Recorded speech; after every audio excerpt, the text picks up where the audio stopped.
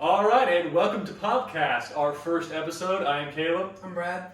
And this podcast is going to be focused primarily on Funko Funkos. Pops. And so basically what we're going to do today is kind of just establish the podcast with a kind of a one-on-one on collecting. Like our tips and tricks, mistakes we've made, things we would advise for new collectors. And you have to add? Tips, tricks about collecting, how to protect your pops. Right.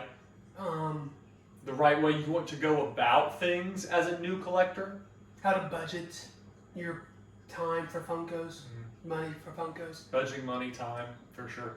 And so this is going to be kind of just a all-encompassing kind of synopsis. In future podcasts, we would like to dive deeper into some very specific topics. But in this one, it's kind of just a wide look at just things to do when you're a beginner. Yeah. So we're going to start off. We're going to talk about how long we've been collecting. Right. Just kind of talk a little bit about us, kind of how we've got into the Funko game, so to speak. We both started 2.5, 3 years ago, maybe. Right. We started off very casual. Well, you started off more casual. I started off very casual. I got into it pretty quickly. I was very opposite. It took me time to see if I really liked it. Because for me, I had to make sure I like it before I go all in on it. And you were also collecting some other things as well. But before I started doing Funko Pop, I was doing Pokemon cards. And I went on that pretty hard. And I have some pretty good stuff, but we're not going to around here to talk about that. Right. But we started, like we said, 3 years ago. I was very light. For the longest time, the most pops I probably had was like 10 pops that I bought from Target, GameStop, common pops. And Caleb, you had... Oh, I got a lot. You had like 100 in a month. Yeah, I got up, not in a month, but I did get up probably pretty close to about 100 pops. And that kind of would be something we can talk about here in a second, about what we would advise when it comes to starting out as a new collector. But yeah, so I basically went all in all at once, and everything I saw that I thought was kind of cool, I would buy. Or things that I thought were going to be worth something in the future, I would buy it. Even if I just only kind of liked it, which that is what we're going to say to transition into our first advice, and that is going to be kind of quality over quantity, so to speak, when starting out. And I get the temptation to see everything that you think is from a show or a product that you really, really like and you really want. I get the temptation to say, I'm going to buy that. I really want that. And if you do that without taking into account, okay, what's the value of this here? Is this going to be worth it to me for this to take up space? What you end up doing is you get burnt out from basically buying too much all at once. And you did get burnt out for a while. Oh yeah, for sure. Like you just buy so many of them that they take up so much space, and they're all not worth that much. They're just kind of there taking up space, and they're cool, but you've got numerous of maybe even the same character doing like a different pose or something. But none of them are worth that much money. For example, if there's like Anakin, there's so many Anakins. There's so many Anakins. A lot of Palpatines, Ahsokas. There's so many. So yeah, especially with things like Star Wars and stuff, they make so many different versions of the same character that if you try to get all of the same character, if you just buy a regular one of the character, it can burn you out. And this is not me saying never buy a common, because that is not true. Like if you're a person who maybe it's money's tight, or maybe you don't want to go crazy on like high value pops, you just want to buy them because you think they look good. By all means, buy a common here or there. But if you want to get really into it as a collector, do not go crazy and buy a bunch of commons, because you'll get burnt out and you will have too much space taken up by too many just common Funkos. Because I believe, and we both agree on this, it's better to have a collection of 20 pops worth of $2,000 versus a collection of 200 pops worth $3,000. Yeah.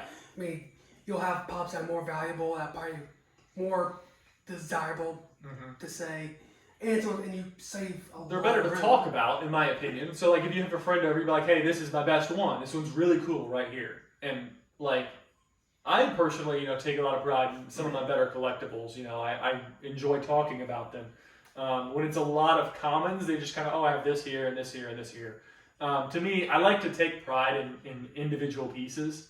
Yeah. And so that's kind of why I've decided to focus my mindset. And I still have a lot of the commons that I bought at the beginning. Not all of them, but they still take up a lot of space. And like I sold some of my commons just because they were taking space. Mm-hmm. I didn't have as many as Caleb does, but I have maybe a little less designated space for them. Yeah. So I sold some of them off to buy more Grail valued or Grail Pops, just because that's where my shifted to.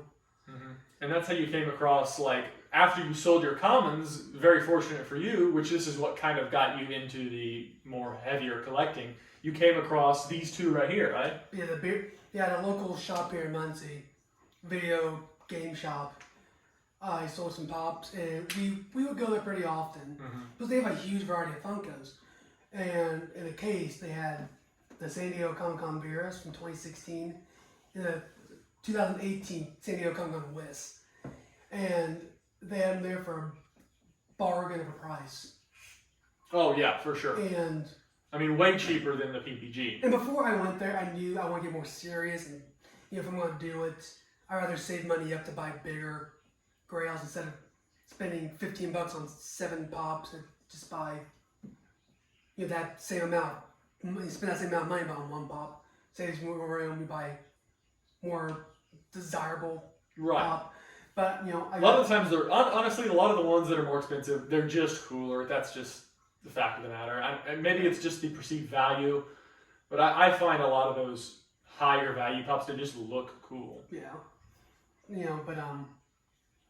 But like what we won't stress enough is when you're buying these and when you're budgeting your money, these should be the last priority about buying. Oh, for sure. Make sure you take care of yourself. Your bills. Yeah, have your finances in order for sure. I mean, your bills, your food, mortgage, rent, car payments. Make sure you take care of you first, because these are a luxury, not a necessity. It is a luxury, and it's a lot of people consider these to be an investment. I think that you've found in the past with collectible markets to consider a collectible an investment may not be the best idea. And this is not me saying that I don't think these will be worth something in the future, because I think a lot of them will be worth something in the future. But the chance that they all become basically worthless, I don't think the chance is zero on that either. I think with any collectible, there's always a chance that the market just dies out on them, dries up, and people just can't find a way to sell them. That's always possible. So when you're buying luxury items like this, take into account they may end up being worth zero someday. And if you're buying these, don't buy them to try to flip them. Don't go into this trying to make money off of them, because you can flip these and make money. You can. You can. We see people do it all the time. But do this because you enjoy a character, or you just enjoy a show, or you just enjoy Funko. Go into it. There's a lot better things to go into if you want to flip something than Funkos. Don't do it for the money. Do it for the memories you'll make looking for a Pop, talking about Pops. Do it for the fun, not for the money. Right. Because even when you do it for the fun, your collection will probably worth more in the long run. Well, that's what we find. A lot of the items that I have that went up the most in value, I didn't buy them because I thought it was going to go up in value. I thought it was, that Pop is really cool for what they've got it priced at. I'm going to buy it, and then in the future, maybe it goes up. I mean, like this autographed Iroh here. We both grew up watching Last Airbender, and Iroh's my favorite character in the whole thing. And yeah, it's autographed, so it's worth a little something. But if it goes down, if it only comes worth $20, I don't care. It's an autographed Iroh, and that's just cool to me. Yeah, and I really like autographs too. I think we can talk a little bit more about autographs in the future. Yeah. But yeah, that's basically the gist of that point is, quality over quantity at first. Yeah. But going on from that, if you're going to buy Pops, if you decide you just want commons because you don't want to spend a lot of money at first, or you decide you want to go head in, save your money for a grail, save your money more, buy less, but buy better quality, valued ones. Mm-hmm. Protect your pops. Oh, 100%. If your pop's worth $10 to worth $10,000, protect them because there's always that it's something you spend your hard-earned money. So why don't you want to take care of it? If you spend $100, you want to protect your $100. Yeah. So I mean, there's different ways to go about it too. Like for someone that has more commons, or someone that has a common here or there, I would say always have some sort of stash of soft protectors. I think that's the very basic. I think you want to do that 100%, like without a doubt. That needs to be the bare minimum. Even if you have a $5 pop, I would say put it in a soft protector. Yeah. Because it's just so easy for those things to gather dust, get dings here or there if they don't have something protecting them. Accident happens. If you have animals in your house or children, things fall. Things happen. Things just fall. I mean, these things just fall off shelves. That is just the fact of the matter. Unless you've got it in some sort of locked-in case, which if you do, I mean, it's probably protected pretty well enough anyway. But like, to me, it's just like the soft protectors are super cheap and almost always worth the investment to at least put a little bit of protection around your pops. And when it comes to soft protectors, we both use $7 a pops. Soft protectors, they are pretty reasonably priced. They're pretty good priced. You can get a good chunk of them, but they're all the materials they made. It's a thicker plastic, so it's my favorite soft protector. It's thicker. It's just better quality. Then the next step above a pop soft protector would be a pop stack. Yeah, those are the ones manufactured by Funko. Made by Funko. You can buy on the Funko website. I think we would both agree that they are better than probably any soft protector. Yeah. It's a little bit of protection. I mean, here's a pop stack right here. It says pop stack right on the top. But this is I believe they only make them for 4-inch pops, don't they? I believe so. I don't think they have them for ultra sizes. But this is a pop stack. It hugs it a little more. It's a little harder. It's, more durable. Right. And they're on the Funko website. They're $8 a piece. They end up getting a little more expensive though, unless you buy multiples or if you're buying Funkos, because you have to pay for shipping on Funko's site. If you for Funko, you have to give $50 worth of merchandise to get free shipping. So if you just buy one pop stack for $8 plus shipping and taxes, it's about $14. Yeah, about $14 for a single. I mean, that's why we would always recommend. I guess if you're gonna get those, you need to buy multiple. Yeah. But that kind of comes down to the gist of it. We don't recommend those because while they do protect better than a soft, they kind of just they're a little more flimsy. These crack quite easily. They crack pretty easily. They come apart very I didn't hardly have any force. That just came off. And while they're better than soft protectors, there are better hard protectors out there. Which brings me to... Especially for the value. Because, sometimes you'll come across certain brands like I know Vaulted Vinyl does a really good hard case, but they're super expensive. And to me, it's not worth that money. Because I actually think that these protectors are the best protectors on the market. These are disregard them. These are made by $7 a pop also, and they're called the Pop Shield Armors. These things are tanks. Oh yeah. They are, so the tops right here, they're magnetically sealed, and it takes some effort to get them off. I mean, there I kind of had bad luck, but it takes a little effort. And since they're magnetically sealed, you could shake it, twist it. That's not coming off. Right. They're very strong and durable. It's a very compared to these two, you can look at the corners, see how thick that ridge is. Right. I mean, it's probably hard to see from a distance. It's hard to see from a distance, but you can kind of tell that there's a pretty good distance between kind of the height of this one and this one, kind of just showing it's purely off the thickness of the case. And I will also say, fitness-wise for your Funkos, I find your Funko goes in a lot easier into these versus these for some reason. Maybe I don't know why. Maybe because it's a glossier plastic than this, so maybe it slides in better. But that just seems to be the case to me. I think they might have just measured it and gave it the right amount of wiggle room as opposed to the Funko one. I don't know why that would be. But like you can even tell with like the way they sound. Yeah, right to the mic, you hit that one. So like it's kind of hard to tell from that, but you really can tell when you hold them, when you tap on them. This one gives kind of it has more of a give to it. Thinner plastic. This one is just solid. And if you do own these, then you know if you have a Pop second armor, there's a weight difference. Yeah, for sure. There's a huge weight difference. And I think just general human psychology, anything that has weight to it just feels better in your hands. And another great thing about the Pop armors is they also make them for 6-inch Pops also. Yeah, so like you can see this Armor Titan we have here, this one also has an armor on it. And it's a little more expensive because it's a more custom case, but for me it's well worth it for this Pop. Because I could be wrong, there could be other protectors out there for 6 inches that are hard. Hard stacks. I could be wrong. But from what I know, this is the only one I can find. $7 a pop.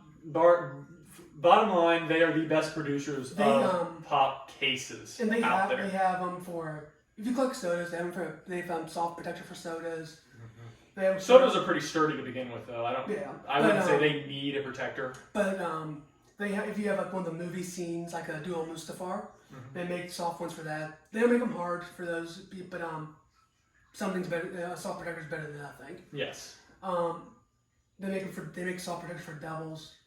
I don't believe they do tarp armors for doubles. I think it's just 4-inch pops, 6-inch pops. I believe.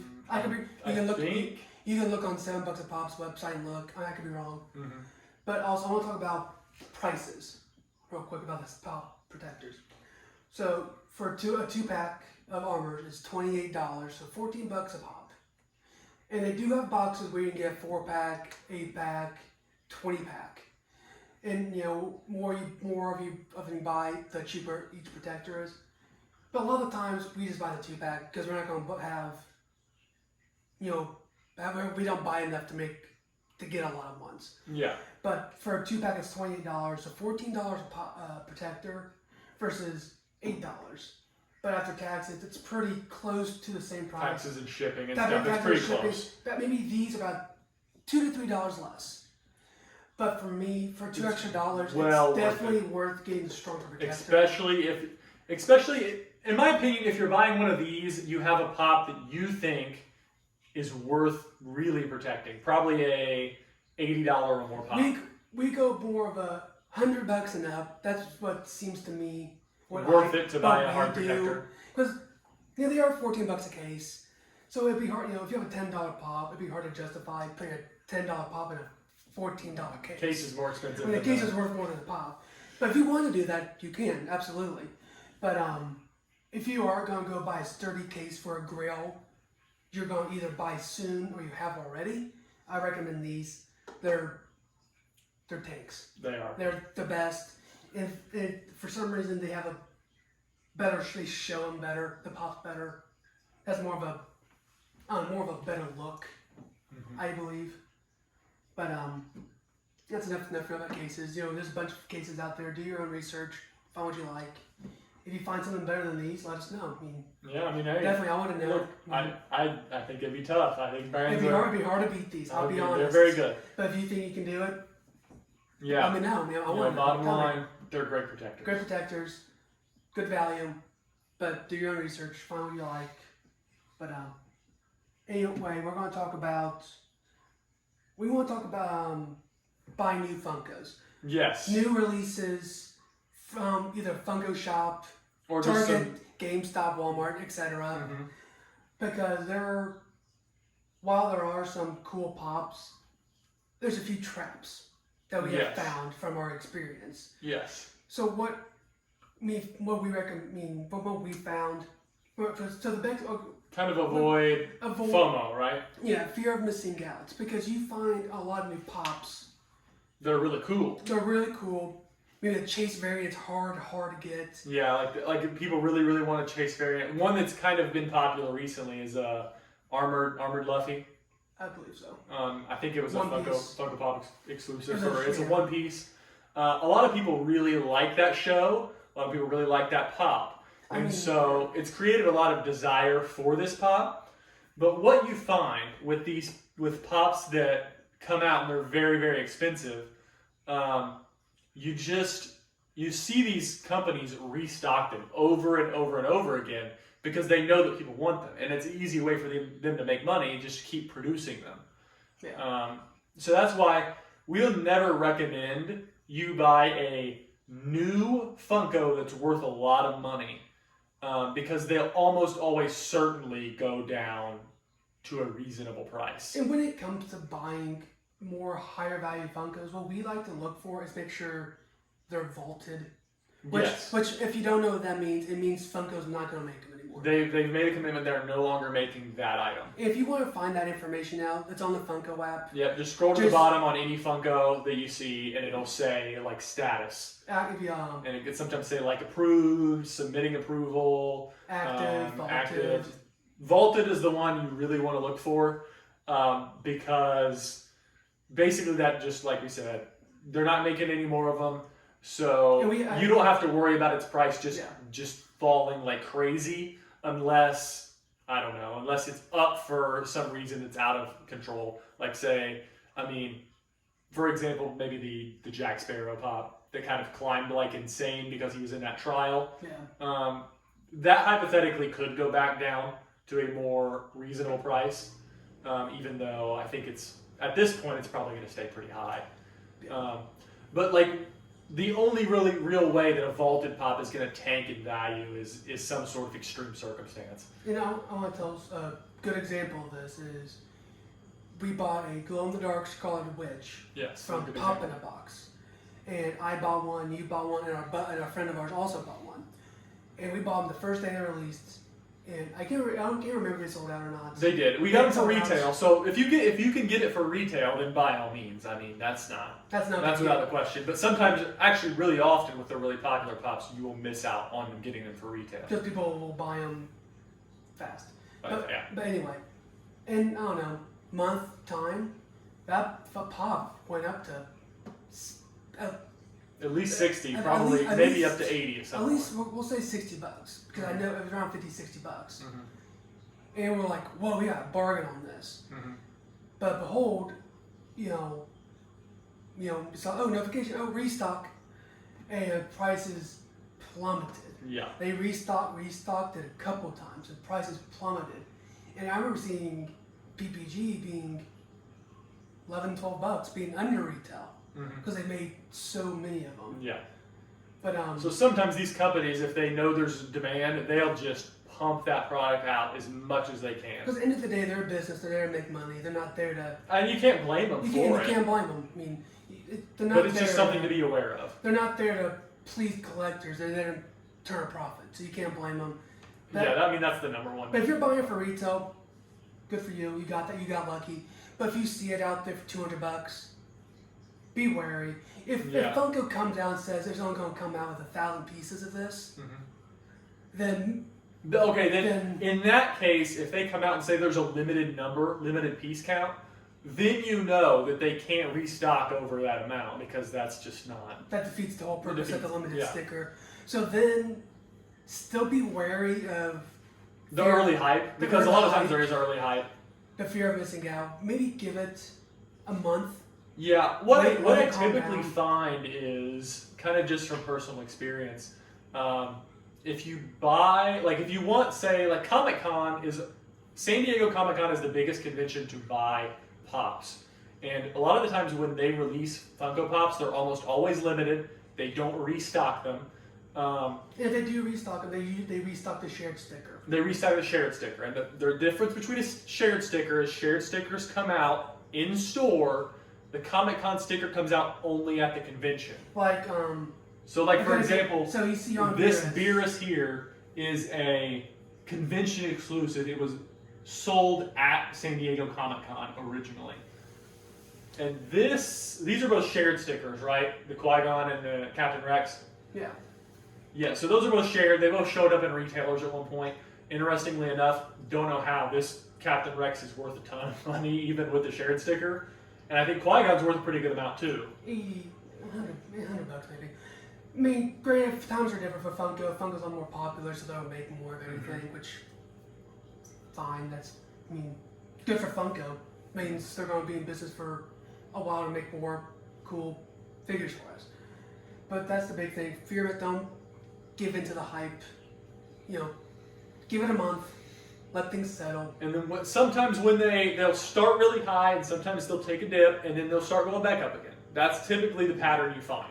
Unless they do a restock, they're just tanks. Then it just goes down. Then it just gets tanks, then there's... But if it's like a convention type, then yeah, it'll start pretty high and then come down a little bit over the next couple months when the hype dies down, and then go back up again. Yeah, so just be wary. You know, if you get for retail, good for you. You're not going to really lose anything. Mm-hmm. But if you buy for 80 bucks, make sure they're not going to restock, or they're not going to, or it's a limited made. Yeah. Just be careful. Don't, because we've been caught with that before. Yeah, if it's just some basic like Target exclusive, like this is what we kind of found. Another example. Remember when kid from Stranger Things, what's his name? There's a lot of kids from Stranger Well, Things. I don't watch the show, but there's a Funko, Eddie, I think is his name, with the guitar.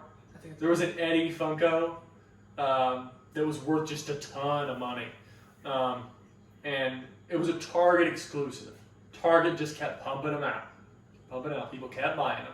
I don't know what it's worth now, but when it first came out, it was worth over $200. I mean, you can check and see. It probably is still worth something, but it's just another example of, you know, be careful with going crazy on new pops that have a lot of hype around them, because they'll probably get overproduced. Is it the Dustin / Eddie Duo-Bats? It's a Target exclusive. It's just him with the guitar.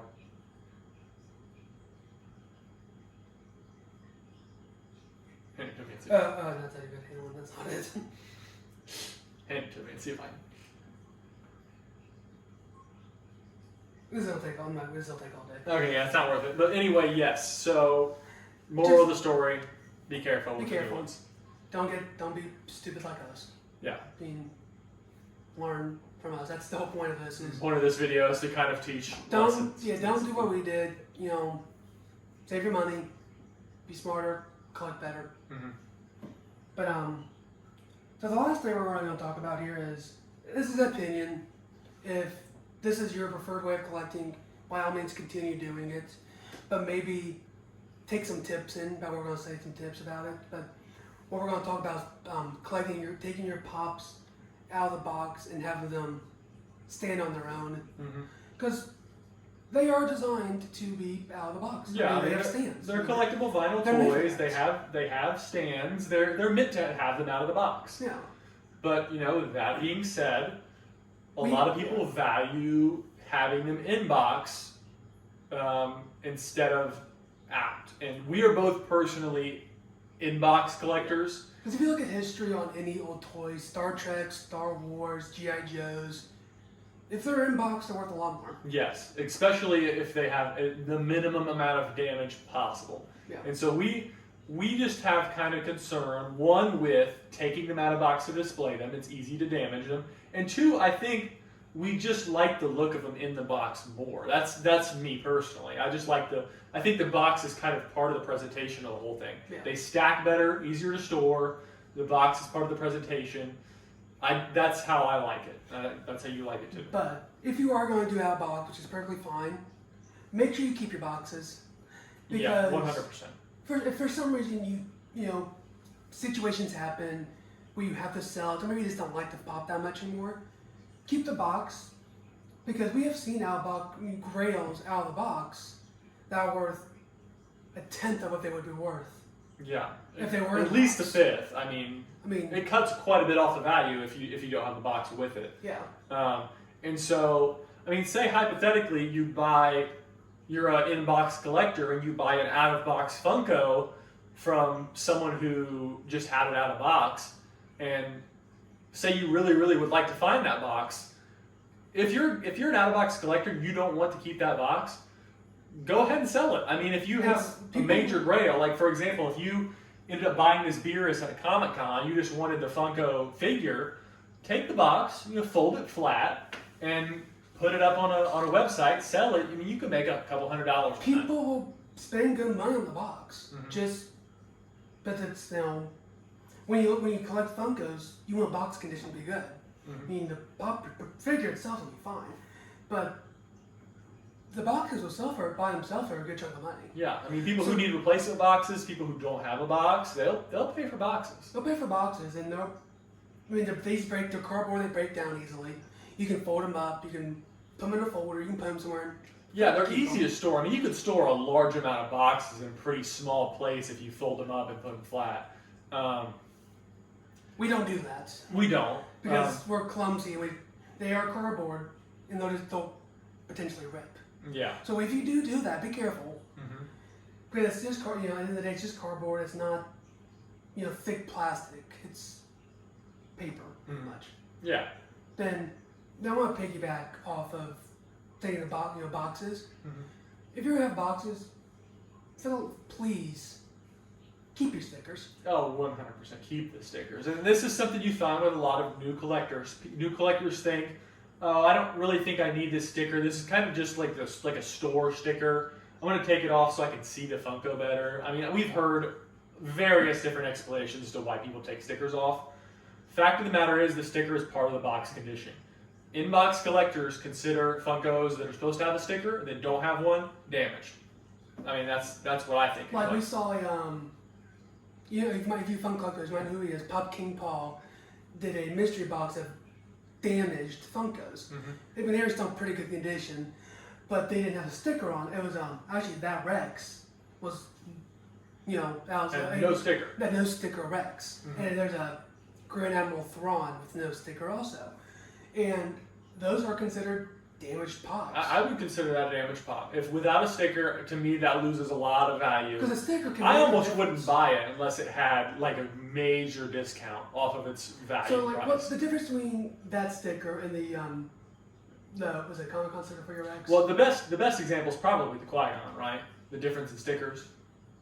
I mean, yeah. So that Qui-Gon as it sits with the shared sticker, 2017 Galactic Convention exclusive, $80 to $100, depending on who you ask, right? Who you ask, or what website you go to. What website or condition.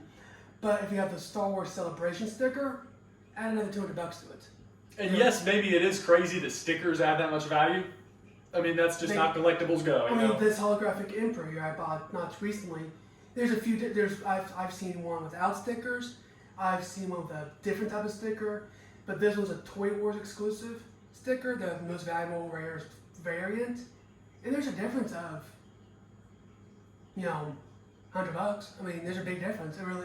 It's kind of crazy to think a sticker makes a difference, but it really does. Oh, 100%. Especially if it's a sticker people don't like. So, there's a lot of times where I would just not even want to buy a Funko. This might sound insane if it had the special edition sticker on it, which is this sticker right here. This is my Funko.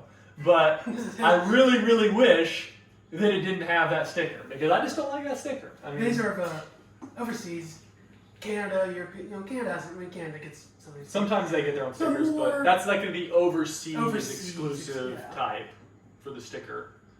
But yeah, basically, fact of the matter is stickers, keep them on there, unless it's like a price tag. And then another tip I'll give people. I mean, some of you might know this. Like we talked about, some of these pops have different variants of stickers, and people out there will do something called sticker swap. So, like my Qui-Gon Jinn, for example, has that Galactic Convention sticker. If I found another pop that shared the same Star Wars exclusive sticker and maybe it was cheaper, people will take that sticker off and switch them because instantly the value goes up crazy on it. The reason that I'm assuming we're going to say the same thing. Don't do that. Don't do that because one, it's dishonest. It's bad. Very dishonest, and plus you can tell. You can tell. Like if you're a collector and you know what to look for on these sticker swaps, you have to be surgical to like you'd have to be in like a vacuum sealed room with like crazy tools, no dust whatsoever, because the main key with the sticker swaps is if you kind of look at it from the back angle of the window, you can see small pieces of dust that just happens when you take a sticker off, no matter how careful you are. And air bubbles. Because the glue's not going to be as strong as it was from the factory. It's pretty easy to tell when a sticker swap has happened. Yes, I would not recommend that, because if anyone catches you doing that, they will not be very happy with you, one. Two, it could really hurt your reputation if you're ever trying to sell other Funkos in the future. Someone, say they buy it off of you on eBay and they'd be like, hey, this guy's swapping stickers. Like, people will see that reputation and they won't buy from you. So, like, just don't do that. Careful with the stickers. Be honest with them. But they are important, as crazy as it sounds. A little 1-inch piece of tape, pretty much. Mm-hmm. Sticky paper. Adds hundreds of dollars of value to something. Adds value to a paper box. Mm-hmm. I mean, that's how the collectible game goes. Just be honest with everybody. I mean, I think everybody can agree, just because there are people out there who want to make money on these things, and that's okay. But just if you're a real serious collector and you feel love for Funkos, just be wary. I mean, we've been blessed not to have those issues. Yeah, I've never personally spent a ton of money on like a fake, and you haven't either. No. But it can happen, especially for certain pops on certain websites. I would keep an eye out for fakes, especially if you really, really like a certain character. There are certain type of Funkos that have a lot of fakes. And we can always do a video explain what fakes are. Yeah, we can really tap into fakes sometime. Yeah. But if you go on YouTube, there's a bunch of Funko YouTubers who know probably more experienced than we are. That know a lot more about looking for fakes. I mean, there's a lot of Funko YouTubers out there. So if you're buying a Funko that's heavily faked, I'm trying to think of any of the ones we have up here heavily faked. I mean, I know a big one is Ghostface. Ghostface from Scream is heavily faked. That's a big, very, very. The Colossal Titan from Attack on Titan is heavily faked. Armored might be faked here or there. Some from Scarface, from Montana from Scarface. Yeah. That's faked a lot too. Is it? Yeah. But yeah, a lot of those super grails are faked a lot. So if you want one of those, be very cautious. If the price is too good to be true, it probably is. And it's probably, be wary. Yeah, check the seller's reputation, like with any collectible. Make sure that he's made sales before. Make sure that he hasn't just listed 3 or 4 things all at once, and he's got zero reputation, and he's got them all for way cheaper than their market value. Those are major red flags. Just don't even buy from that guy. Yeah, just be careful out there. People stink. I mean, yeah, that's just be careful. It goes. I mean, I think that pretty much wraps it up, doesn't it? Yeah, we want to talk about today. Next week, we have some cool stuff to show you, because this weekend in Indiana is Indianapolis Comic-Con. Yep. And there's a lot of big voice actors, just actors in general that are going to be there. A lot of big Star Wars voice actors, and we're going there with us two and a friend of ours to get some signatures. Get some signatures and meet some actors. So pretty cool. We like that whole idea of Comic-Con. Maybe if you want to look with who's going to be there, take a guess where we're getting signed. There's a couple of them up here that are already signed anyway, but the ones that aren't signed, guess which ones will be signed next week. Because these they'll become very high value, mega grail. And I'm a very big autograph person in general, just for my personal collection. I like to have as many autographs as I possibly can, and so any opportunity to do so, I really want to do it. So maybe next week we can talk about is what to look for in autographs. Yeah. Pops, and maybe the best way to how do you get your pop autograph the best? Yeah, there's different options. So we can talk about that a little bit after we show our that can be our discussion next week. Yeah. Autograph pops. I'm good with that. Autograph pops next week. So we hope you guys enjoyed this video. If you did, like and subscribe to the channel. We've got different ideas for the channel. And, guys, give us ideas as well. We always want to take any feedback we can and hopefully translate that into content that you guys enjoy. Yep. So like, subscribe, comment, give us ideas, constructive criticisms if, because we're here to teach you guys, and we're, maybe can grow our collections with you. Yeah. So, I mean, and with that being said, I hope you guys enjoy this one.